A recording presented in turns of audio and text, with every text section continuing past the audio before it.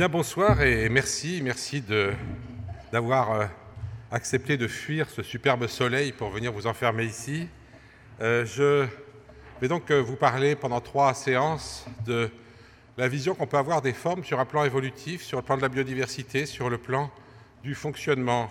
Et pour cette première séance, je voudrais reprendre des aspects historiques, mais sous un angle un peu différent de celui que Jean-Pierre Gasque a exposé précédemment, et en arriver au fondement de la biologie moderne, puisque la biologie moderne, vous le savez sans doute, a été fondée par 2 théories, une théorie fausse, due à Lamarck, et puis ensuite une théorie juste, due à Darwin. En gros, on pourra discuter de ça si vous le voulez après. Alors Lamarck et Darwin, donc, qui sont les 2 fondateurs, au fond, de la biologie moderne, ont été célébrés de diverses manières. Il y a 102 ans, on célébrait, en 1909 à Paris, on célébrait la publication de la philosophie zoologique de Lamarck et accessoirement la naissance de Charles Darwin la même année. Ça, c'était en 1909. Vous savez qu'en 2009, on a célébré la naissance de Charles Darwin et parfois, accessoirement, la publication de la philosophie zoologique. Donc même la France a fini par découvrir Darwin, on ne va pas s'en plaindre. Et on va voir un petit peu comment on en est arrivé là.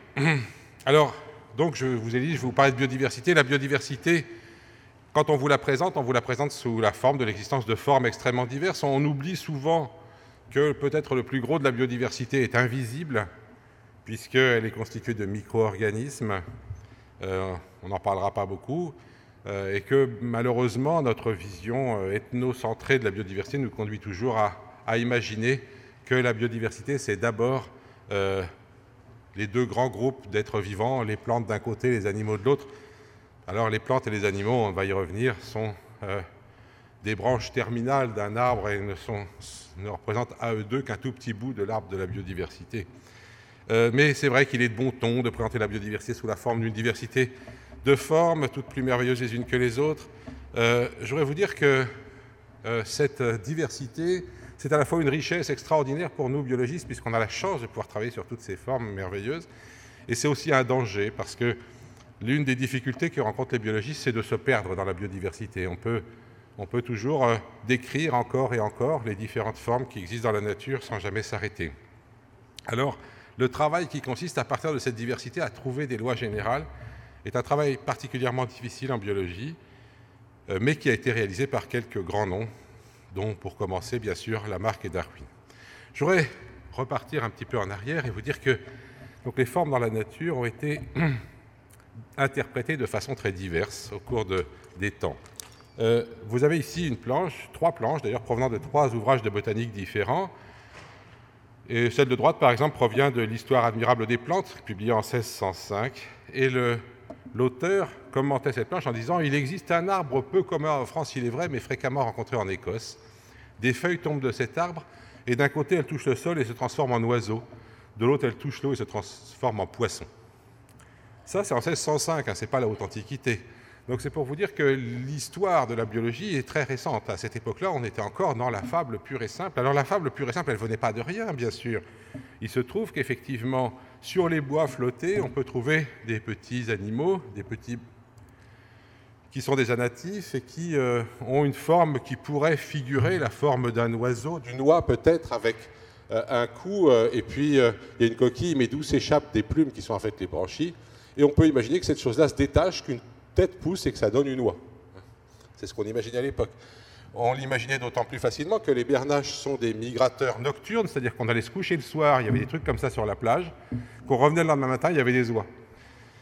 Alors vous voyez l'image des oies en train de sortir de l'arbre à bernaches. Alors, les bernaches, donc, sont des oiseaux. Les barnacles, les berniques, sont des animaux, et si ces mots se ressemblent, c'est parce qu'on a cru que c'était les mêmes au début. On a encore le mot bernique.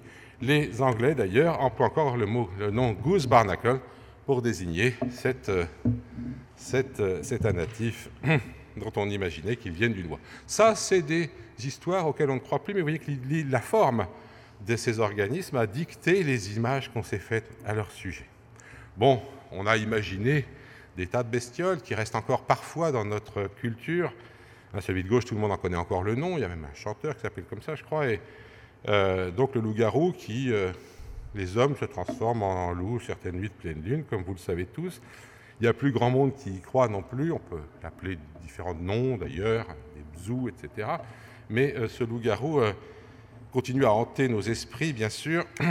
Mais il n'y a plus trop de gens qui croient à ça aujourd'hui. Celui de droite, il a été oublié par l'histoire.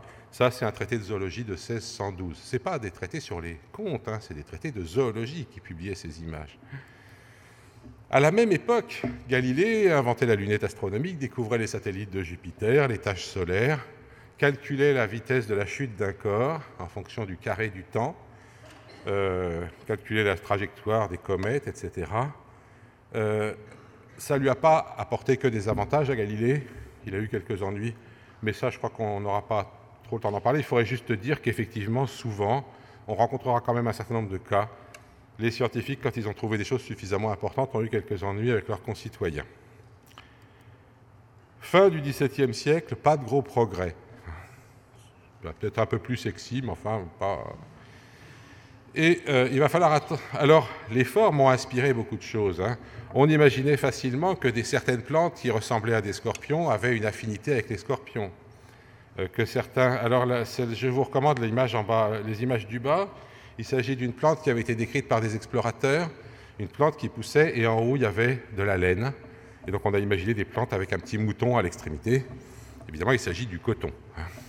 Mais c'est l'image qu'on s'en faisait au XVIe siècle, XVIIe. De même, on a trouvé des ressemblances entre les parures de certaines têtes d'oiseaux et un certain nombre de plantes. Et on imaginait que tout ça voulait dire qu'il y avait apparentement l'idée donc d'une parenté liée à une ressemblance de forme est une idée très ancienne et qui a conduit à des choses fausses. Bien qu'elle soit l'idée que les ressemblances de forme traduisent un apparentement n'est pas complètement fausse, bien sûr. Et c'est toute la difficulté, c'est qu'au fond, toutes les idées qu'on peut trouver dans l'histoire de l'étude de la nature, eh bien, toutes ces idées ont une part de vérité et une part d'erreur. Et toute la difficulté, ça a été de séparer la part de vérité de la part d'erreur sans rejeter complètement tout et sans accepter complètement tout. Et on est toujours, au fond, dans ce type de démarche. Dernier élément, donc, que je voulais vous citer, au XVIIe siècle toujours, Van Leeuwenhoek invente le microscope. Alors, le microscope de Van Leeuwenhoek, ce n'était pas du tout ce que vous pouvez vous imaginer. Ça ne ressemblait pas à un microscope moderne. Vous voyez que c'était cet objet, on plaçait sur la pointe l'objet à étudier, on regardait à travers la lentille qui est là, et on voyait, double lentille quand même, et on voyait ce qu'on voyait. Ce n'était pas extrêmement élaboré hein, comme image, mais ça a quand même permis à Van Leeuwenhoek, tout de suite, dès qu'il a eu inventé le microscope, il a découvert ses propres spermatozoïdes. C'était au XVIIe siècle, la publication est très respectueuse et explique qu'il n'a point fauté puisqu'il a recueilli ce liquide séminal après des rapports avec sa femme. C'est marqué en note infrapaginale dans l'article.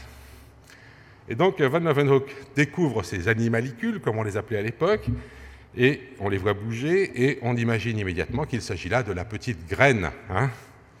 Il y a encore des parents qui racontent ce genre d'imbécilité à leurs enfants. Je vous en prie, arrêtez avec ça. Hein. Le papa met une petite graine dans le ventre de la maman. C'est une chose fausse. Ça sert à dire que c'est le père qui fait l'enfant et la mère n'est qu'un terreau plus ou moins fertile destiné à faire grandir l'enfant. La semence, chez les plantes, eh bien, c'est le produit de l'activité femelle de la plante. Mais chez les humains, on a décidé que c'était les mâles qui produisaient de la semence. Bon, je passe sur toutes ces histoires, sur le problème de la façon dont les hommes ont désespérément, tout au long de l'histoire humaine, tenté de se réapproprier la production des descendants, qui évidemment est l'apanage des femmes. Mais donc immédiatement, quand on découvre cette semence humaine, eh bien, on imagine qu'à l'intérieur de l'animalicule en question, il y a un petit bonhomme tout petit, vous voyez le dessin à droite, dessiné dès le XVIIe siècle par Nicolas Hartzucker, dans lequel ce petit bonhomme tout petit va grandir dans le ventre de la mère, mais après avoir été produit par le père. Donc c'est l'idée de la préformation, c'est-à-dire que la forme future d'un organisme préexiste dans les germes qui lui ont donné naissance, et les préformationnistes les plus extrêmes imaginaient qu'il ne pouvait pas naître une forme qui ne soit pas en présence, qui ne soit pas présente déjà à l'avance. C'est-à-dire que ce petit bonhomme deviendra grand, et que quand il sera grand, eh bien, il va lui-même produire de la semence, c'est qu'on trouverait cette semence toute petite dans ces gonades tout de suite. Et que nous étions en fait très petits tous déjà dans les testicules du père Adam, et qu'il a fallu cette génération de poupées russes, si vous voulez, emboîtées, pour produire tous les êtres vivants de l'histoire de la planète. Voilà. Donc l'idée que la forme préexiste est une idée qui a tenu au XVIIe siècle. Il n'y avait pas que des tenants de cette hypothèse animalculiste, il y avait aussi des gens qui pensaient que l'enfant était dans l'ovule. Donc les ovistes s'opposaient aux animalculistes, mais dans tous les cas, il s'agissait de préformation. L'idée d'un développement était une idée qui apparaissait un peu saugrenue à l'époque. Mais autre chose remarquable, lorsque cette semence humaine ne tombait pas dans une femme mais dans la terre, eh bien elle donnait naissance à une plante, la mandragore, qui est représentée alors sous de multiples formes dans la littérature de l'époque. Il est vrai que, alors il y avait des mâles et des femelles, bien sûr, dans les mandragores, côté humain, c'est-à-dire c'est la racine qui figurait le corps humain, et c'est vrai que c'est une plante, quand on l'arrache, qui souvent présente une racine qui se divise en deux, comme s'il y avait deux jambes. C'est une plante qui crie quand on l'arrache, c'est bien connu, justement à cause de ces deux racines, qu'on trouvait souvent sous les gibets des pendus, parce que c'est une plante qui aime l'azote. Alors justement que les pendus éjaculent souvent après la pendaison, donc du coup on voyait bien de la semence humaine tomber, des mandragores pousser. Encore une fois, il ne s'agit pas d'observation idiote, il s'agit juste d'une mauvaise interprétation de réelles visions. Donc il est vrai qu'une mandragore réelle, ça c'est une dessin tout à fait réaliste du XIXe siècle, peut ressembler à un corps humain, et vous voyez là d'ailleurs qu'il s'agit d'un garçon.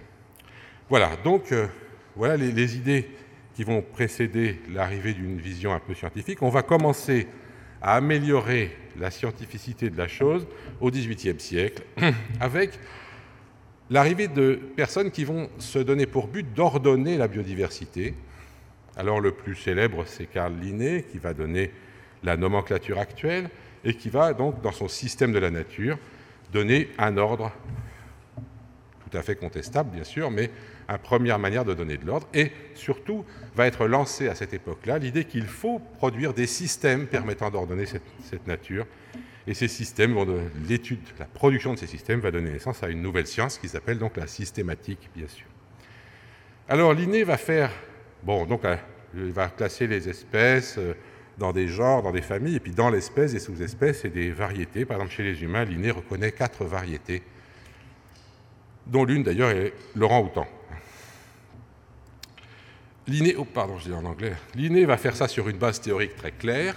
Linné explique que toutes les espèces tiennent leur origine de leur souche en première instance de la main même du Créateur Tout-Puissant, car l'auteur de la nature, en créant les espèces, alors j'insiste tout de suite là-dessus, ce que le Créateur a créé, ce sont les espèces, pas les organismes. Et il impose à ces créatures une loi éternelle de reproduction et de multiplication dans les limites de leur propre type. Donc vous voyez une vision typologique, l'espèce est créée, elle a un type, et les individus vont se multiplier dans les limites de ce type.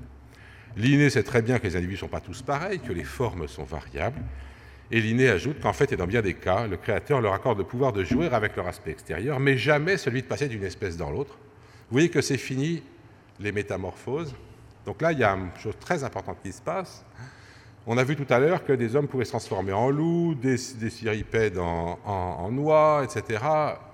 De la semence humaine pouvaient fabriquer des plantes, des mandragores.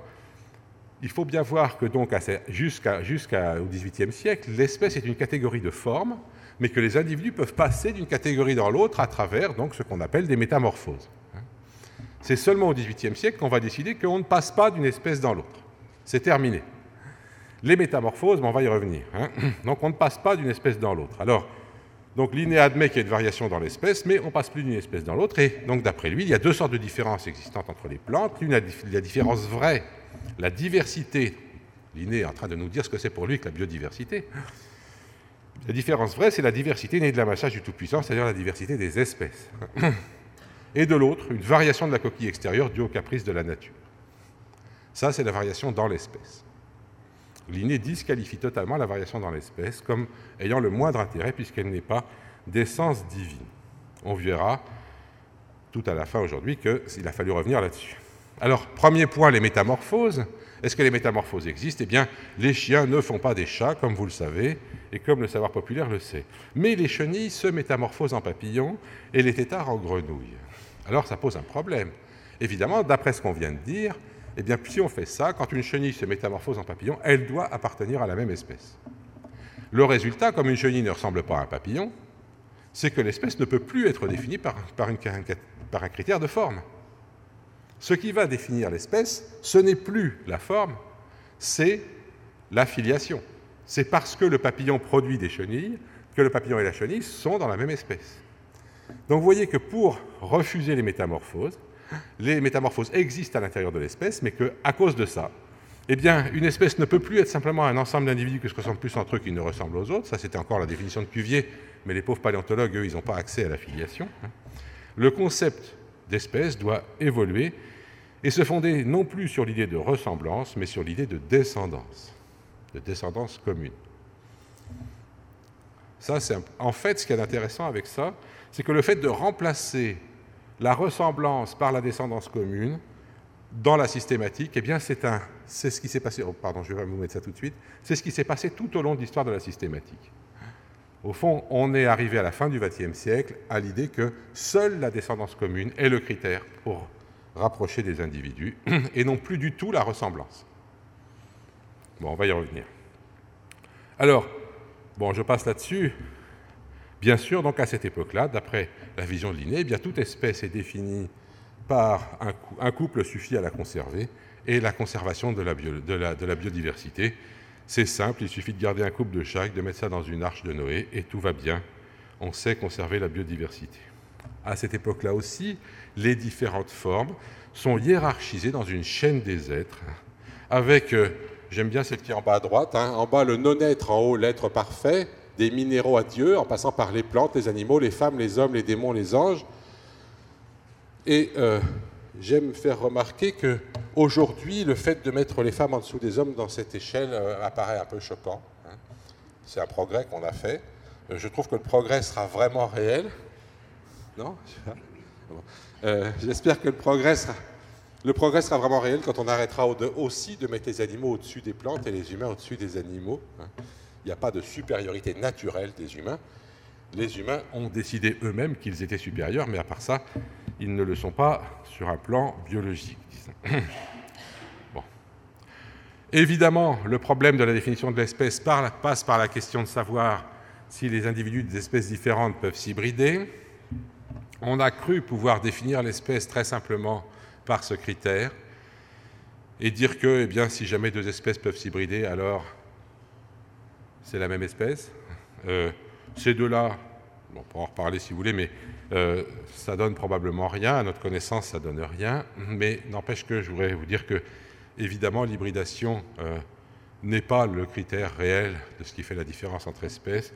C'est bien plus compliqué que ça. Chez les mammifères, chez les oiseaux, chez certains insectes, ça tient assez bien comme critère. Mais de toute façon, c'est un critère, ce n'est pas une définition.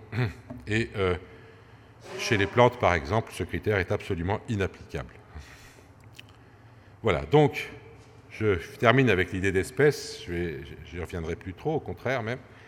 L'espèce ne va plus être fondée sur l'idée de ressemblance, mais sur celle de descendance, et donc c'est toute la systématique depuis le XVIIIe siècle qui va être réformée, va progressivement absorber cette idée-là, tout au long des 3 siècles suivants. La vision de la nature, maintenant, dont je voudrais vous dire 2 mots.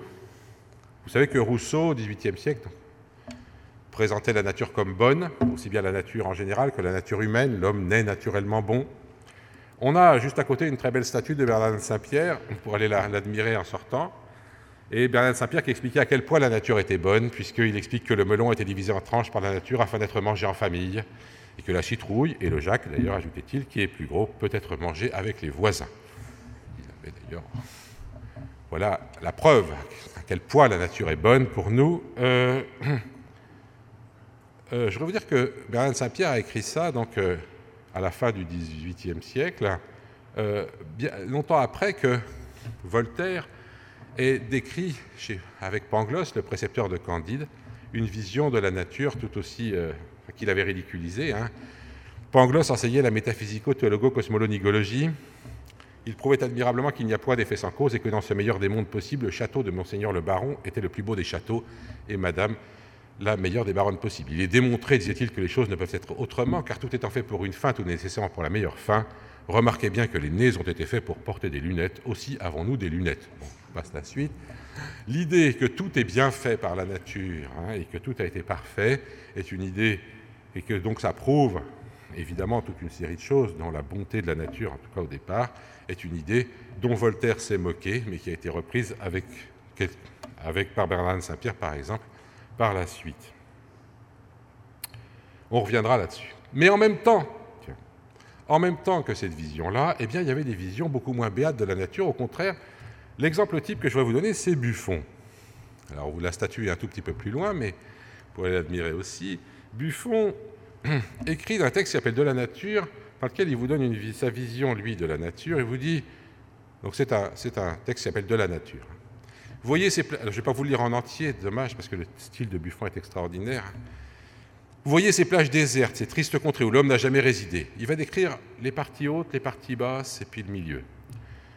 Alors, dans toutes les parties élevées, des arbres sans écorce et sans cime, courbés, rompus, tombant de vétusté, d'autres en plus grand nombre, gisant au pied des premiers pour pourrir sur des monceaux déjà pourris, etc. La nature paraît ici dans sa décrépitude. Ce n'est qu'un espace encombré, traversé de vieux arbres chargés de plantes parasites, de lichens, d'agarics, fruits impurs de la corruption.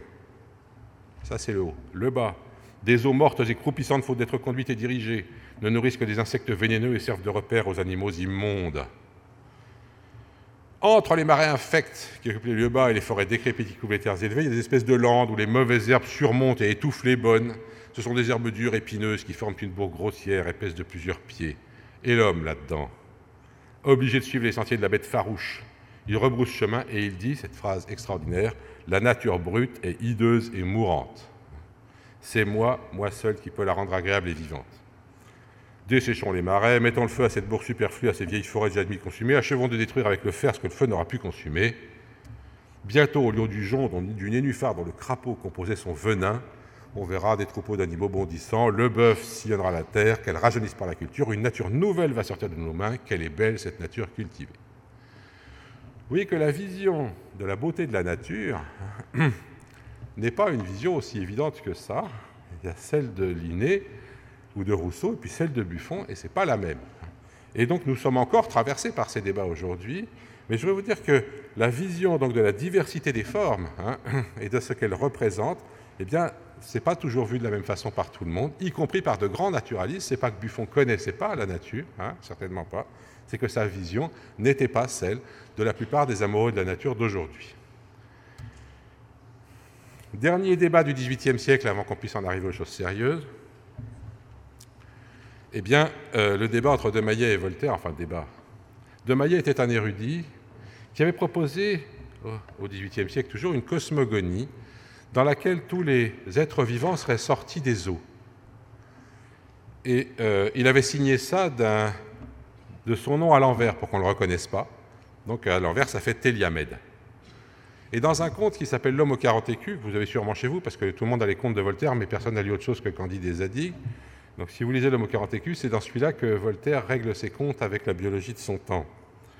Et Voltaire va se moquer de Maillet. Il parle d'un descendant de Thalès nommé Téliamède, donc, qui m'apprit que les montagnes et les hommes sont produits par les eaux de la mer. Il y a d'abord de beaux hommes marins qui ensuite devinrent amphibies. Leur belle queue fourchue se changea en cuisses et en jambes. J'étais encore tout plein des métamorphoses d'Ovide et d'un livre où il était démontré que la race des hommes était bâtarde, une race de babouins. J'aimais autant descendre d'un poisson que d'un singe.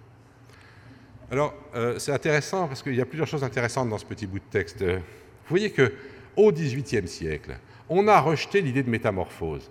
L'idée de la fixité des espèces est un progrès. C'est un progrès par rapport aux loups-garous, aux ciripèdes qui deviennent des oies, etc. Donc l'idée que les espèces sont fixes est un progrès. Si quelqu'un ramène l'idée qu'elles se transforment, il apparaît comme un retardataire. Et c'est ce que je vous disais tout à l'heure. Comme il y a rarement des choses qui sont complètement fausses ou complètement vraies, des fois, quand on jette le faux, on jette le vrai avec. L'idée que les formes puissent évoluer dans le temps était une idée dont on sait aujourd'hui qu'elle était juste. Mais comme à l'époque, c'était justement l'idée de la fixité qui apparaissait comme un progrès, on avait balayé les métamorphoses et avec, on avait balayé toute possibilité de transformation des formes vivantes. Il a fallu d'abord admettre que les espèces étaient fixes, que les formes ne bougeaient pas, pour ensuite retrouver l'idée qu'elles pouvaient se transformer dans un processus évolutif. Alors, donc vous voyez, Voltaire compare Théliamède à Ovide et ses Métamorphoses. Alors, d'autre part, je vous signale que le livre où il était démontré que la race des hommes était bâtarde d'une race de babouins, eh bien, je ne le connais pas, et j'ai demandé à des tas d'historiens, personne ne sait qui avait publié en 1768, qui avait déjà publié un truc disant que les hommes venaient des babouins. Bon, Voltaire continue à se moquer de Théliamède, et il invente un dialogue entre lui et Théliamède. Donc Théliamède lui dit « Mais n'avez-vous pas vu le Falin de Touraine avec des tas de coquilles, etc. » Et Voltaire lui répond « Je doute que ce soit un lit de coquilles de mer. Il se pourrait bien que ce ne fût qu'une mine de petites pierres calcaires qui prennent aisément la forme de fragments de coquilles. » Vous voyez que les formes, c'est trompeur. Hein. Je dois vous parler de formes. Des fragments de coquilles, comme il y a des pierres qui sont figurées en langue et qui ne sont point des langues, en étoiles et qui ne sont point des astres. Alors, les étoiles qui ne sont pas des astres, vous savez, c'est des fragments de tiges de crinoïdes qui dessinent une petite étoile. En serpents roulés sur eux-mêmes, là, c'est les ammonites et qui ne sont point des serpents, en partie naturelle du beau sexe et qui ne sont point pourtant les dépouilles des dames, je passe. Donc, vous voyez que pour Voltaire, le fait qu'une pierre ait une forme d'être vivant ne lui dit rien. C'est trompeur. La forme, c'est trompeur. Alors, Théliamède insiste, mais monsieur l'incrédule, que répondrez-vous aux huîtres pétrifiées qu'on a trouvées sur le sommet des Alpes? Et Voltaire répond, j'aime mieux croire que des pèlerins de Saint-Jacques ont laissé quelques coquilles vers Saint-Maurice que d'imaginer que la mer a formé le mont Saint-Bernard. Voilà, si on trouve des coquilles, c'est des pèlerins de Saint-Jacques qui les ont perdues en chemin. Vous voyez qu'au XVIIIe siècle, la fixité, par des grands esprits comme Voltaire, était vue comme le progrès, et tout le reste, c'était des sornettes. Toujours pareil, on est dans cette idée que Linné a exprimée tout à l'heure, d'une loi éternelle de reproduction et de multiplication dans les limites du propre type. Il va falloir attendre la fin du XVIIIe siècle, donc, pour que, comme ça avait déjà été proposé par Buffon, Cuvier démontre quoi Allez voir à la galerie de paléontologie le squelette du mammouth, ça vaut la peine. Tant qu'on ne l'a pas vu, on ne se rend pas compte à quel point c'est grand, ce truc-là. Cuvier étudie donc des fémurs qu'on trouve dans les gypses de Montmartre, et quand on trouve un fémur de 2 mètres de long, à quoi on attribue ça à l'époque? À un géant qui a été enterré là. Bien sûr. Donc, Cuvier va démontrer, grâce à ses travaux d'anatomie comparée, alors pour le coup, que ces fémurs ne peuvent pas appartenir à un humain, mais ont dû appartenir à quelque chose qui ressemblait plutôt à un éléphant, mais en beaucoup plus grand. Et il va, grâce à ça, découvrir non seulement les mammouths, mais surtout leur extinction. La grande découverte de Cuvier, c'est que les espèces s'éteignent. Ça a l'air fou de penser qu'il a fallu découvrir ça. Mais évidemment, il a fallu le découvrir. Cuvier propose l'idée que les espèces s'éteignent, mais refuse l'idée qu'elles se transforment. Pendant ce temps-là, Lamarck, lui, va proposer l'idée que les espèces se transforment. Donc, d'une certaine façon, Lamarck propose une théorie de l'existence des êtres vivants. Comme je vous l'ai dit tout à l'heure, malheureusement, cette théorie est fausse. Bon, c'est la première, mais elle est fausse. Alors, pourquoi? Eh bien, Lamarck va fonder sa théorie sur quelque chose à quoi tout le monde croit au XIXe siècle. C'est ce qu'on appelle aujourd'hui l'hérédité de l'acquis, ou malheureusement pour Lamarck, l'hérédité lamarckienne. Alors, ce n'est pas spécialement lamarckien entre nous, mais enfin bon. Vous voyez ici une gravure du XIXe siècle représentant un homme qui a perdu sa jambe et qui est très fier de voir que son fils qui vient de naître a hérité de ses caractéristiques de père. Donc on est toujours content de ce qu'on est. Alors, ça, tout le monde y croit à l'époque. Lamarck ne fait que reprendre une idée commune. Mais il va la pousser un peu loin. Je voudrais vous citer 3 passages. Premièrement, les oiseaux.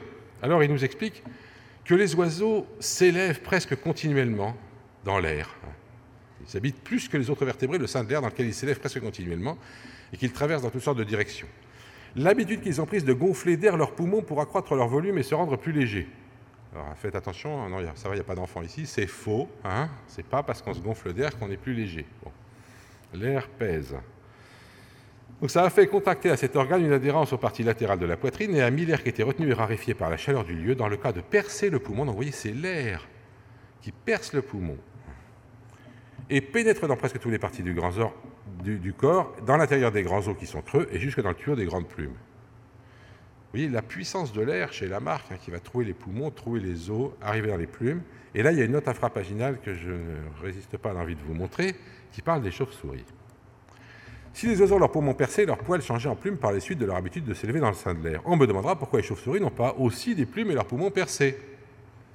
Alors il répond qu'il lui paraît probable que les chauves-souris ont un système d'organisation plus perfectionné, donc un diaphragme complet qui borne le gonflement des poumons, et qu'elles n'ont pu réussir à les percer ni à se gonfler suffisamment d'air, pour que l'influence de ce fluide, arrivant avec effort jusqu'à la peau, donne à la matière cornée des poils la faculté de se ramifier en plumes. Donc vous voyez, c'est l'air qui, arrivant avec effort à la surface de la peau, ramifie les poils en plumes. Vous voyez que, certes, Lamarck croit à l'hérédité de l'acquis, comme tout le monde, mais en plus, il en rajoute un peu. D'abord, il en rajoute du côté de forces physiques comme ça qui fabriqueraient des choses qui s'héritent. C'est l'air qui transforme les poils en plumes. Et une fois que l'air a transformé les poils en plumes suffisamment de générations, ça reste. On ne sait pas comment. D'autre part, Lamarck, ça ne devait pas être un rigolo ce type-là. Il y a le mot effort à chaque fois. En fait, c'est l'hérédité des efforts, la théorie de Lamarck. Je vous donne un deuxième exemple. Pourquoi est-ce que les cerfs ont des bois?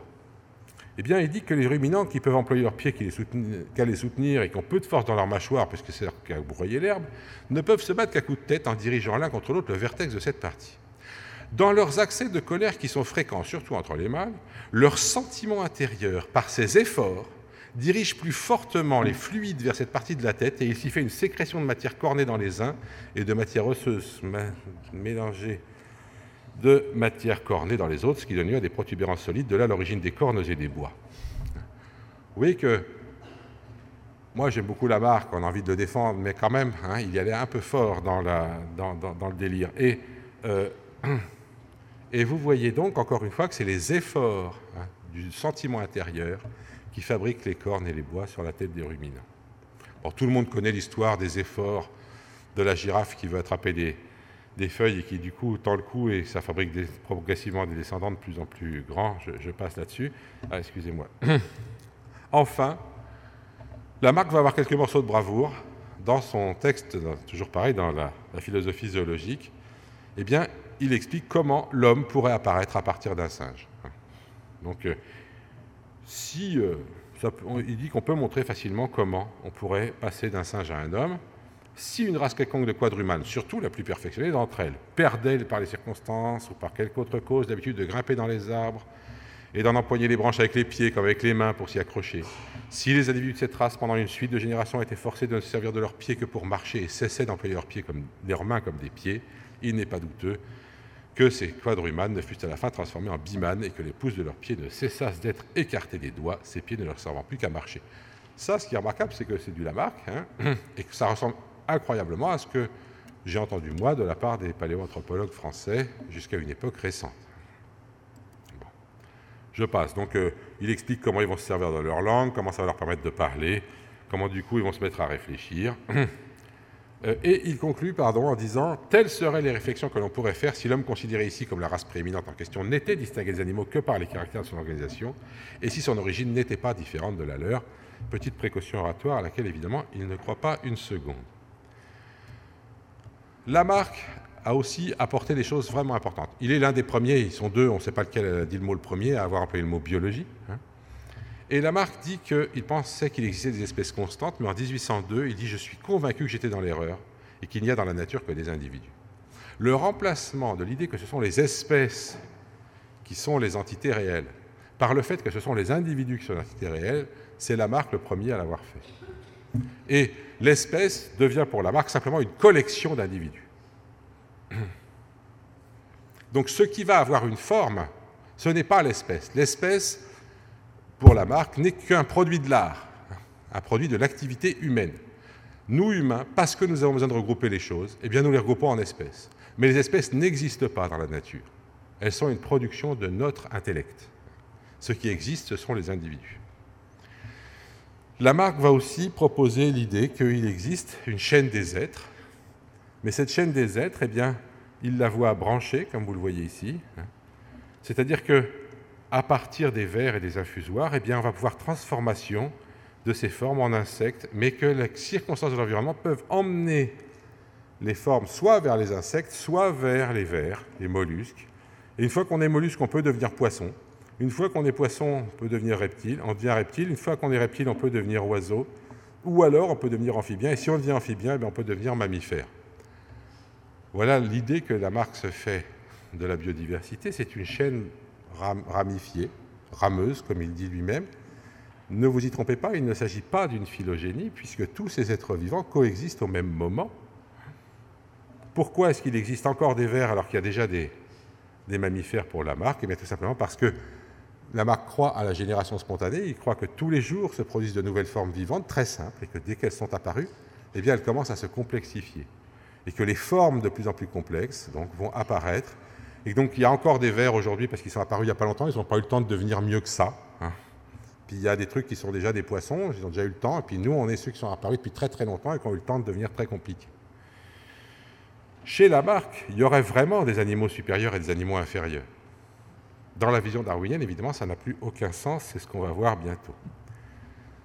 Alors, Lamarck admet que sa série est rameuse, donc est irrégulièrement graduée.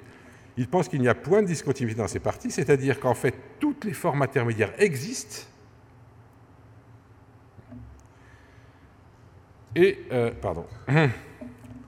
enfin, il n'y a pas de discontinuité, elles existent si jamais il n'y a pas eu d'extinction. Peut-être que s'il y a des espèces perdues, s'il y a des espèces éteintes, alors il s'en trouve peut-être quelque part des trous. Donc vous voyez, si jamais cette espèce-là s'est éteinte, du coup il y a une discontinuité entre celle-là et celle-là. Voilà l'idée de Lamarck.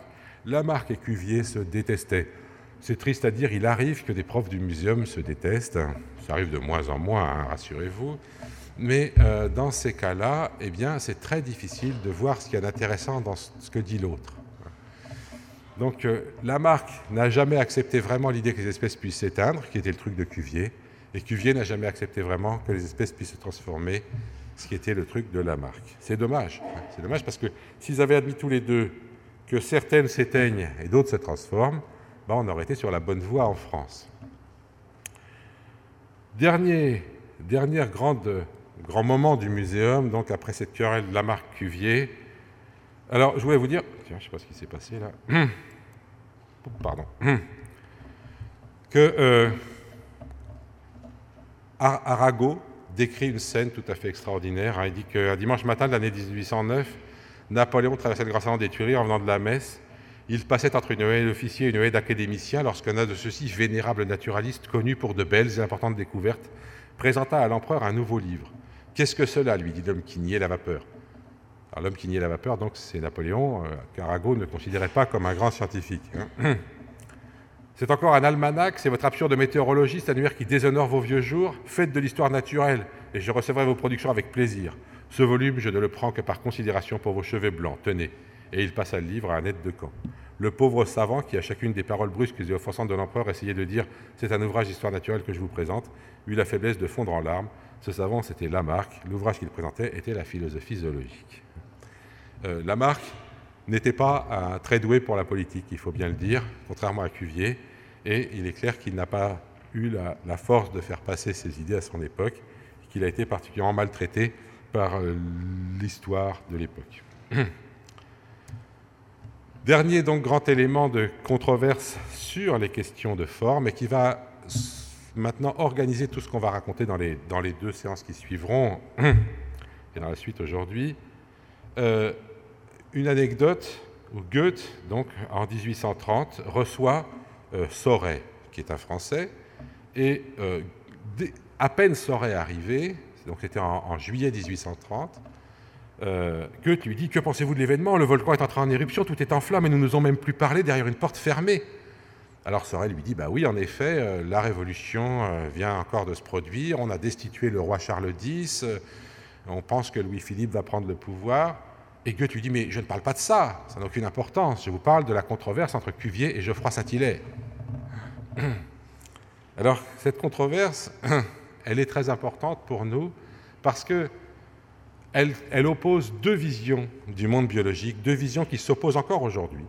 On essaye de s'entendre bien, mais n'empêche qu'il reste des grosses différences. Ces 2 visions, c'est la vision fonctionnaliste, à laquelle adhérait Cuvier, qui est une méthode basée sur l'étude de la fonction des organes. On va essayer de comprendre un organisme, on va essayer de comprendre sa forme, on va essayer de comprendre son anatomie par la fonction qu'exercent les organes.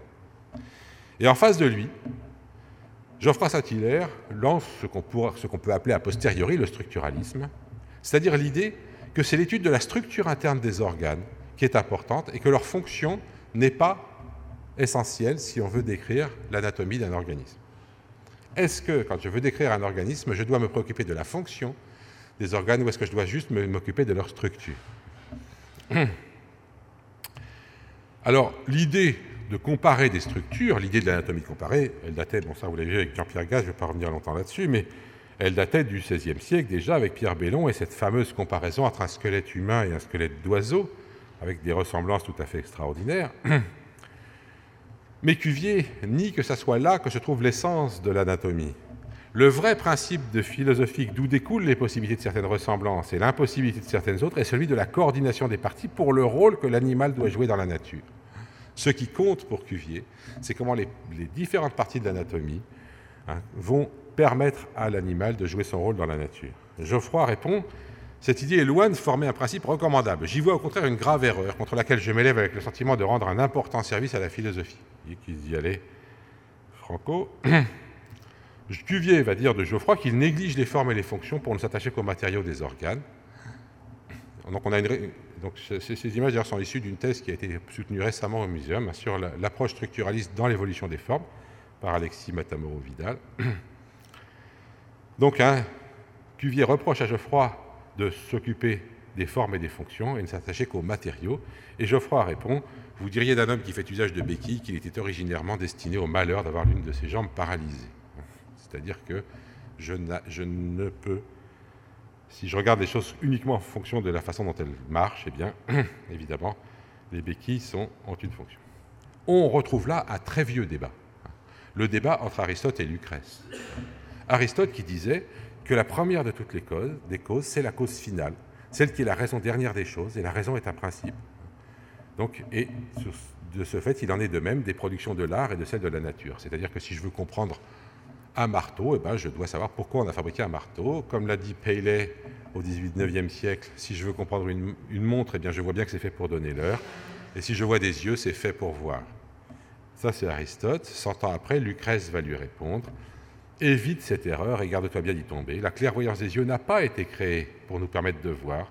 Ce n'est pas davantage pour nous permettre de marcher à grands pas que l'extrémité des jambes et des cuisses s'appuie et s'articule sur les pieds, non plus que les bras que nous avons attachés de solides épaules, les mains, etc. Interpréter les faits de cette façon, c'est faire un raisonnement qui renverse le rapport des choses, c'est mettre partout la cause après les faits. Aucun organe n'a été créé pour notre usage, mais c'est l'organe qui crée l'usage. » Vous voyez le débat? Aristote dit l'œil est fait pour voir, et Lucrèce répond « non, c'est pas ce que l'œil voit qu'on voit. S'il n'y avait pas l'œil, on ne verrait pas. » Et la vision ne peut pas préexister à l'œil. C'est une difficulté immense. Il est clair que dans la science occidentale contemporaine, en tout cas, la cause doit précéder l'effet. Il n'y a rien à faire. Toutes les sciences fonctionnent sur ce mode-là. Donc, la vue ne peut pas être la cause de l'œil, puisque la vue n'existe pas avant l'œil. Et que sur ce plan-là, Lucrèce est parfaitement moderne. Mais alors, comment expliquer l'existence d'un œil? Comment a-t-il pu se fabriquer? Vous voyez que là, on touche à une question qui va évidemment trouver une réponse très simple chez les gens comme Linné, c'est le créateur qui l'a voulu comme ça. Mais quand la science veut se débarrasser du créateur, non pas qu'il n'existe plus, mais simplement que ça ne soit pas par son action directe qu'on explique le monde, eh bien à ce moment-là, il va falloir trouver autre chose. Et eh bien pour répondre à cette question, il va falloir trouver une théorie, et c'est Darwin qui va nous la fournir. Darwin va expliquer l'émergence des formes par le phénomène de sélection naturelle. Et alors ce phénomène de sélection naturelle est un mécanisme tout à fait simple, au fond, dans son fonctionnement, mais tellement simple qu'on a du mal à imaginer qu'il marche. L'idée est très simple, les individus se reproduisent. Alors, excusez-moi d'insister là-dessus, malheureusement, en français, on dit que les individus se reproduisent, c'est une expression idiote. Aucun individu ne se reproduit, bien sûr. Tous ceux qui ont des enfants ici s'en sont rendus compte. Les gens qui croient s'être reproduits sont souvent cruellement déçus par leur progéniture, qui se charge bien de leur montrer qu'ils ne se sont pas reproduits, effectivement. Évidemment que si vous faites un descendant, ce n'est pas vous, le descendant. Même si vous vous cloniez, ça ne serait pas vous. Les Anglais ont une expression beaucoup plus subtile. Ils disent « The individuals reproduce their own kind ». Les individus reproduisent leur propre sorte. Évidemment, c'est intraduisible, donc on le traduit toujours par les individus se reproduisent, mais Darwin ne dit jamais qu'un individu se reproduit, toujours que les individus reproduce his kind. Donc on emploiera cette expression française, mais comprenez bien que si je vous dis que les individus se reproduisent, je ne pense pas que ça soit vrai au premier degré, c'est juste l'expression consacrée. Cette reproduction, donc, elle produit des descendants, et dans ces descendants, il y a des variations. Et ces variations sont héritables, c'est-à-dire que les plus grands ont tendance à donner des descendants plus grands que les plus petits. Or, parmi cette variation, eh bien, dans la nature, il va s'opérer un choix. Parce que, eh bien, soit les plus grands réussissent mieux, soit c'est les plus petits, j'en sais rien, ça dépend des conditions extérieures, mais dans des conditions données, eh bien, la nature opère un choix. Et donc, un choix qui va donner naissance à la reproduction suivante, et ce processus, répété de nombreuses fois, que Darwin va donc appeler sélection naturelle, par analogie avec la sélection artificielle qu'on connaît tous, que pratiquent les éleveurs et les horticulteurs, eh bien, ce processus permet d'expliquer l'émergence des formes. Ce processus permet de résoudre la controverse Aristote-Lucrèce. Pourquoi ? Eh bien, parce qu'au fond, ce que montre ce processus darwinien, c'est qu'à petite échelle, Lucrèce a raison. Les variations apparaissent au hasard. Qu'est-ce que ça veut dire au hasard ? Ça ne veut pas dire qu'il apparaît n'importe quoi.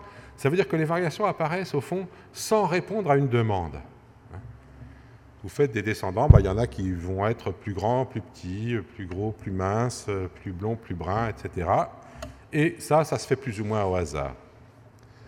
À l'échelle du processus de mutation, eh bien, c'est absolument à la manière de Lucrèce que ça se passe, c'est-à-dire que si jamais un œil permet de mieux voir que l'œil précédent, c'est une mutation, et c'est juste parce que l'œil permet de mieux voir qu'il est là. Mais ce qui va se passer, c'est que la sélection va conserver systématiquement ce qui marche le mieux, et que donc progressivement, à partir d'une simple cellule photosensible, vont s'agréger plusieurs cellules photosensibles, et puis ensuite d'autres cellules vont se mettre par-dessus et constituer une sorte de lentille qui va concentrer la lumière, et puis progressivement va émerger un œil, de sorte qu'une fois que la sélection naturelle aura collectionné systématiquement toutes les bonnes variations, apparaîtra un œil qui n'existerait pas s'il ne permettait pas de voir. Donc, Aristote a raison sur le long terme, alors que Lucrèce a raison sur le court terme. C'est l'accumulation de petits processus lucrétiens sélectionnés qui fabrique un processus aristotélicien, si je peux me permettre de le dire comme ça. Évidemment, lorsqu'un embryon se développe, l'œil qui se développe dans cet embryon n'est pas créé par le besoin futur de voir de l'embryon. Il est créé par le besoin passé de voir de ses ancêtres. La cause est bien avant l'effet. C'est clair ? Et ça marche grâce au phénomène de l'hérédité. L'hérédité est donc essentielle pour comprendre tout ça. C'est bien parce que les descendants des plus grands sont plus grands, que les descendants de ceux qui voient le mieux voient mieux, que ce processus fonctionne. C'est un processus assez simple, mais à première vue, mais plus on y réfléchit, plus on se rend compte qu'il est quand même un petit peu plus compliqué que ce qu'il a l'air. Alors Darwin, donc, va insister sur ce processus de sélection naturelle et sur la façon dont ce processus va permettre d'expliquer l'émergence des formes vivantes, l'émergence de toutes les anatomies de plantes ou d'animaux qu'on peut constater. J'aime bien là insister sur un point, et pour ça j'utilise une image utilisée par Richard Dawkins, qui est un des grands vulgarisateurs de la biologie évolutive. Dawkins imagine deux petits dinosaures qui se promènent. Et puis arrive un grand prédateur, le grand T-Rex, qui se met à les poursuivre. Les deux petits dinosaures courent de toutes leurs jambes, mais évidemment le T-Rex va plus vite qu'eux. Et l'un des deux petits dinosaures dit à l'autre « C'est idiot de courir, ça sert à rien, il va nous rattraper, on ne peut pas courir plus vite qu'un T-Rex. » Et l'autre lui dit « Mais je n'essaye pas de courir plus vite que le T-Rex. J'essaye de courir plus vite que toi. » C'est ça la sélection naturelle. La sélection naturelle ne cherche pas à fabriquer des dinosaures qui courent plus vite que les T-Rex, ça ne sert à rien. Il y a constamment sélection pour le dinosaure qui court plus vite que son voisin, c'est tout. La sélection naturelle joue sur le différentiel entre individus semblables. La sélection naturelle va donc fabriquer progressivement des organismes de mieux en mieux adaptés à leur environnement, pour peu que l'environnement soit suffisamment stable, mais simplement par l'effet de la conservation des formes qui marchent le mieux dans cet environnement, parmi un ensemble de formes apparentées, un ensemble de formes reliées entre elles. Je profite, puisque je parle de dinosaures, pour insister sur le fait que les dinosaures ne se sont pas tous éteints, que nous en voyons tous les jours autour de nous, mais qu'on les appelle des oiseaux. Je reviendrai là-dessus. Bon. Enfin, on pourra en discuter si vous voulez, mais voilà. Je voudrais donc finir en vous présentant la façon dont Darwin aborde le problème des formes. Je vais aller vite maintenant sur les choses que vous connaissez sans doute déjà. Darwin découvre ces mécanismes grâce à ce voyage autour du monde sur le Beagle, un voyage de 5 ans, il fait le tour du monde, et le but c'est officiellement de faire la carte des côtes d'Amérique du Sud.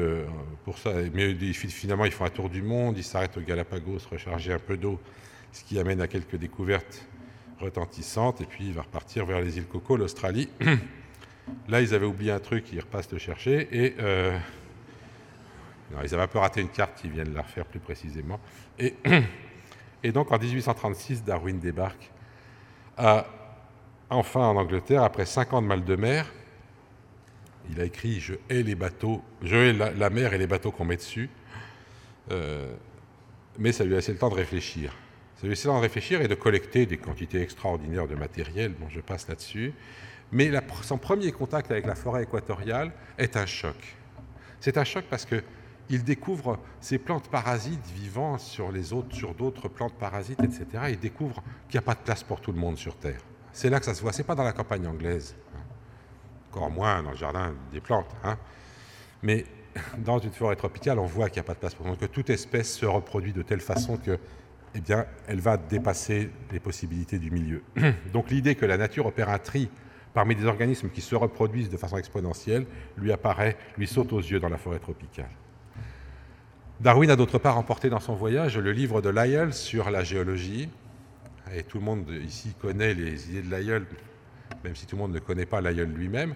Vous savez tous que la géologie actuelle, moderne, créée par Lyell au XIXe siècle, est fondée sur l'idée que les processus qui ont forgé la forme de la Terre sont les mêmes que ceux qu'on voit aujourd'hui à l'œuvre.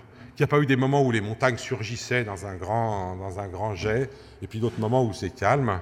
Il y a toujours des tremblements de terre, toujours des ajustements, et l'addition de tous ces effets mineurs, même si ce n'est pas le moment de dire ça, mais quand même mineurs à l'échelle de la planète, eh bien, finit par donner la forme à la géologie de la planète. Donc c'est un principe d'uniformitarisme ou d'actualisme. Ça s'oppose à Cuvier qui croyait que toutes les espèces s'éteignaient dans un grand fracas, que le créateur refaisait une nouvelle création et que les montagnes surgissaient d'un coup, etc. etc. L'idée donc que le monde s'est fait de façon uniforme par l'action de petits effets qui, accumulés, donnent de grands effets, eh bien c'est à Lyell qu'on le doit. Et bien sûr, Darwin va appliquer cette idée à la transformation des espèces. C'est la somme de petites modifications dues à la sélection sur de très longues durées qui va permettre d'expliquer l'émergence d'une anatomie comme la nôtre ou comme celle de n'importe quelle plante ou animal.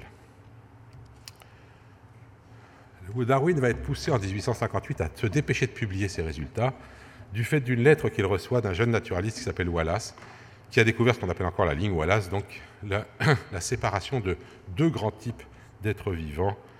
En fait, il avait découvert des plaques continentales, mais ça, il ne pouvait pas le savoir à l'époque. Et donc, Darwin va publier ses idées. Dans ses carnets de notes, il y a cette page de carnet un peu très émouvante, qui commence par « I think ». Et puis en dessous, il y a le premier arbre phylogénétique jamais dessiné sur un bout de carnet, qu'il imagine à partir d'une espèce 1, comment plusieurs espèces ont pu se fabriquer. Il va appliquer ça aux pinsons qu'il a découverts au Galapagos et aux différentes formes liées à la sélection naturelle. Et il va publier en 1859 donc l'origine des espèces, qui est la deuxième théorie biologique après la philosophie zoologique de Lamarck. Et la philosophie zoologique de Lamarck, comme vous l'avez vu, elle est fondée sur des bases fausses. L'origine des espèces de Darwin va être fondée sur des bases correctes. Et Darwin va montrer comment les processus évolutifs qu'il propose permettent d'expliquer pourquoi ce sont les mêmes os qui sont appliqués pour fabriquer un bras humain, une jambe de chat, une nageoire de baleine ou une aile de chauve-souris. Les mêmes os à la même place, simplement développés différemment. Comme Darwin le dit lui-même, pourquoi un créateur se soit-il amusé à utiliser les mêmes os pour faire des trucs aussi différents? Le créateur, il aurait bien pu faire une aile avec les os qu'il voulait, une patte avec d'autres os. Le fait que ce soit les mêmes prouve bien qu'il y a une origine commune dans ces différents organismes et que c'est bien par transformation progressive d'un schéma de base que s'est faite l'adaptation. De la même façon, Darwin remarque que si on regarde l'évolution, la ressemblance entre différentes formes, l'anatomie comparée de différentes formes, eh bien, on peut trouver que le loup de Tasmanie, que vous trouverez dans la salle des espèces éteintes de la galerie de l'évolution, ressemble terriblement à notre loup à nous. Mais si on le regarde en détail, on trouve non seulement qu'il a une poche, comme un kangourou, mais que, comme tous les marsupiaux, il a une biologie de marsupial, et pas du tout une biologie de mammifère placentaire. Au contraire, quand on voit notre loup, un dauphin, un hippopotame, eh bien, on voit que tous ont des caractéristiques communes qui ne peuvent s'expliquer que par le fait qu'il y a eu au départ des mammifères, un organisme dont on imagine qu'il a à peu près cette tête-là, et qu'ensuite, eh bien, on est parti d'un côté vers la lignée des placentaires qui ont donné les hippopotames, les requins ou les loups, et de l'autre vers les marsupiaux qui ont pu donner le kangourou. Donc, je vous conseille d'aller voir les petits qui sortent des poches pour le moment, c'est extrêmement mignon, hein, juste en face, et le loup de Tasmanie. La ressemblance entre le loup de Tasmanie et le loup, le nôtre, eh bien, est une convergence, mais l'étude profonde de la structure de ces organismes nous montre qu'en fait, ce loup est plus proche d'un kangourou que de celui-là, et que ce loup est plus proche d'un dauphin que de celui-là. Donc, encore une fois, Darwin fait remarquer qu'on comprend mal pourquoi un créateur se serait amusé à faire des loups avec des poches là où il y a des kangourous, et des loups sans poches là où il n'y en a pas. Alors que l'idée que tous dérivent d'un ancêtre commun qui avait une poche est bien plus économique pour comprendre la structure de la diversité des formes dans la nature. Darwin va donc nous apporter une vision de l'évolution, une vision de la transformation des espèces, dans laquelle l'homme est naturellement inclus. Il va avoir quelques ennuis avec la société, comme d'habitude, je ne veux pas insister là-dessus, on retombe. Et l'origine des espèces est le fondement de la biologie moderne. On peut dire que la biologie moderne est née en 1859 et que pour comprendre ce qu'est une forme, comprendre ce qu'est l'anatomie, eh bien, on doit partir de l'origine des espèces, toutes les idées partent de là. Je vais passer quelques diapos dont on n'a pas vraiment besoin. Je voulais juste m'arrêter sur celle-là pour finir. Je voudrais vous dire que je pense que ce schéma est le schéma le plus important qui ait jamais été publié en biologie. Et ce schéma nous dit comment, à partir d'une forme originelle, se produisent constamment de nouvelles formes qui vont progressivement diverger. Diverger, donc produire des formes de plus en plus différentes et en arriver progressivement à produire des formes suffisamment différentes pour qu'on les appelle des espèces, des genres, des familles, etc. Que l'histoire des formes, eh bien, c'est une histoire qui a cette structure-là. Alors, ce qu'il y a de remarquable chez Darwin, c'est qu'il réunit l'approche structuraliste, puisque ce qu'on a vu sur les ailes d'oiseaux, de chauves-souris, de chats, etc., eh bien, c'est du structuralisme, et l'approche fonctionnaliste avec la sélection naturelle, et que les deux types de scientifiques, aujourd'hui encore, aujourd'hui on emploie pour structuralisme, on emploie le mot pattern, et pour le fonctionnalisme, on emploie le mot fonction, mais n'empêche que ces deux visions-là coexistent chez Darwin, et que les deux se réclament de sa vision à lui. Le dernier point sur lequel je voulais insister, sur le fait que dans la vision darwinienne, il y a constamment des tas de formes nouvelles qui apparaissent, mais que la plupart s'éteignent. Et que donc, toute l'histoire de la diversité des formes dans le vivant, c'est l'histoire d'une apparition constante de nouveautés et d'extinctions innombrables. L'idée que l'extinction est mauvaise pour la biodiversité est en soi fausse. S'il n'y avait pas d'extinction, il n'y aurait pas de diversité en quelque sorte. Il y aurait un immense fouillis où toutes les formes intermédiaires existeraient. Ce qui fait que deux espèces peuvent être différentes, c'est le fait qu'entre ces deux espèces, toutes les formes intermédiaires se sont éteintes. Là, c'est clair, ça? Donc vous voyez que la diversité des formes est le produit de l'extinction. Ce qui est catastrophique pour la biodiversité, ce n'est pas l'extinction en elle-même, c'est le fait que de grands rameaux s'éteignent brutalement et que pendant ce temps-là, on n'ait pas le temps de refabriquer de la diversité. Le processus qu'on a là, c'est un processus d'émergence constant de nouvelles formes qui compense les extinctions constantes. Si jamais on se retrouve dans une situation où les formes s'éteignent beaucoup plus vite qu'il n'en apparaît de nouvelles, alors le processus est en panne, et c'est ce qu'on voit aujourd'hui. C'est ce qui se passe dans les périodes de crise.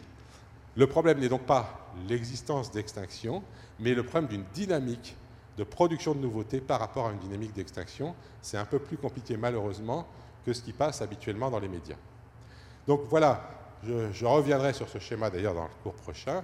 Je voudrais vous dire que ce qui fait la diversité des formes, c'est donc ce processus de sélection naturelle qui constamment favorise des formes divergentes, adaptées à des milieux différents, et que toute l'histoire des êtres vivants et de la variété de leurs formes est contenue d'une certaine façon dans ce schéma qu'on recommentera un petit peu plus et sur lequel on reviendra la prochaine fois. Voilà, merci pour aujourd'hui. Ça va ?